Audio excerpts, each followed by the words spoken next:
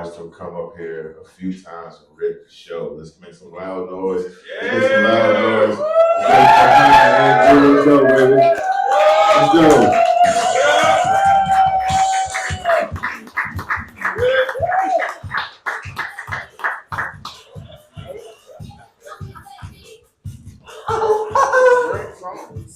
Oh yeah, it's a great song. Describes me perfectly, trust me. Thank you, DJ, thank you. Artisan Craft Bar, this room looks pretty cool. Long and narrow, just like my Miami Beach. Woo! That's what my wife says every night too. So I heard someone the other day talking about how they were thinking about adopting a kid. And I was like, why? Their parents already didn't want them. What makes you think you would, bro? Yeah, buckle up, man. This is what I will give you, but most of all laugh, all right? But Cameron, what about the kids whose parents may have died? Listen, all right, I'm just saying, God's given us some pretty clear signals he doesn't want them to have parents, all right? Some people are meant to struggle. That's life. So, I've been seeing some titties on Instagram lately. Anyone else? You see them too? It's kind of creepy, all right? It's all under the guise of breastfeeding is beautiful. Oh, all right. So here's my real question, though. It's legit, okay? If it's a baby sucking on a boob and it's just beautiful, if it's someone over 18, it's porn. Where's the age range where it's child porn? Because I know that it looks like I walk into the barbershop and say, hey, give me the Jared from Subway. That's where the resemblance stops, all right? I promise. That's where it stops. Do you guys know what this means, though? It means that some poor boy is going to be like 12 or 13, and they're going to see their first boob on Instagram. That's not fair. I had to sneak a glimpse of my best friend's boob, mom's boob, in the 3rd grade, all right? And she had Down syndrome, so she wasn't anything special. You know, she was just special. But it's been getting hard for me to open my Instagram in public now because I just don't need people seeing titties on my phone. And it's been getting hard. And what this means is since some people have seen it, my picture is up across all the maternity wards through the whole state. So I can't go see the happy babies anymore. And that just depresses me. Anyway, I have 3 kids, so I'm not really good at this, but I'm going to try to pull out of that joke, all right? We'll just move right on. Are you guys familiar with that Google AI circle in search? It's this new feature, so if you're online, if you see like a lamp you might like, you can circle it and Google's going to bring up similar lamps for you to buy. Yeah, what? But if you're watching porn though, and if you see like a dick or a pussy that you like, does this mean you could circle it and it's just going to bring up some images for you? Like you're going to be scrolling through some pop-ups looking at some pussy going, that's too old. That's too expensive. Oh shit, that's half off. Oh, because it's a midget. All right. But I got curious, you guys, and I took a picture of my own pee-pee. And I circled it. And technology, it can be humbling, folks. Because it turns out that my pee-pee resembles more than anything else baby carrots. Yeah. AKA Trump dick. All right. So this is some of the stuff that bugs me and just keeps me up at night, all right?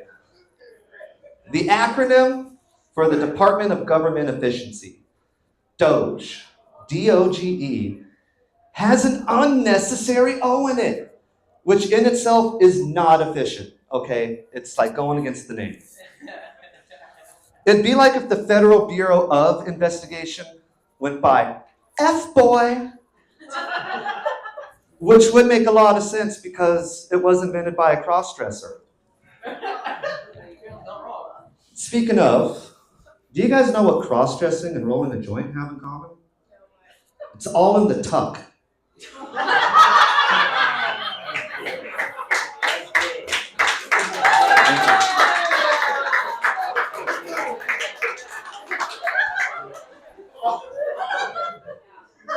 People have asked me, Cameron, were you rolling a joint when you wrote that joke? I was. And I was cross-dressing, okay? I want to give you guys a visual. It's kind of hard in pants, so please use your imaginations, okay? Think Silence of the Lambs.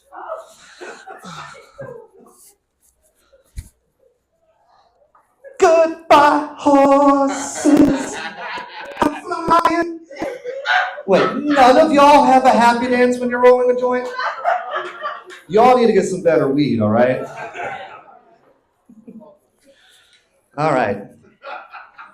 So, they say wisdom comes with age, but men come whenever we want.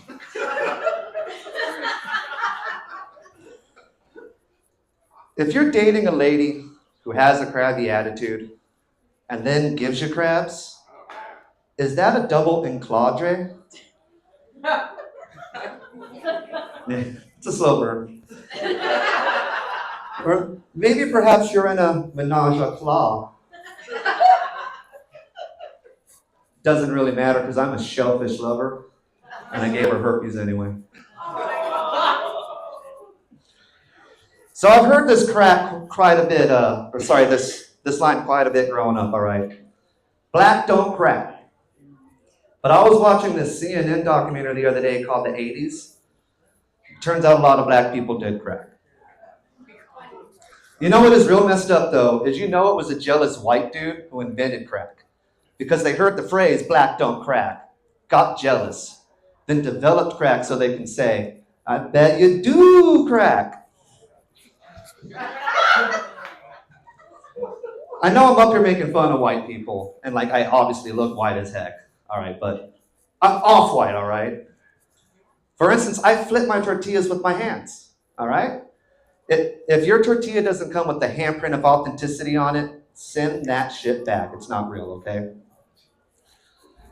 For instance, I cook with season, all y'all. And I, too, have been wondering where that beeping sound in the hallway has been coming from. But, being off-white, it doesn't give me the right to say a certain word. And so people ask me, being a white man who listens to rap in their car, what do I do when that N-word comes up? And I'm going to let you guys in on what I do, all right? I like to use my favorite Winnie the Pooh character, Tigger. Now calm down, all right? I don't use the hard R in this scenario, because that would just be too disrespectful, okay? So I say Tigger. All right, much safer, trust me.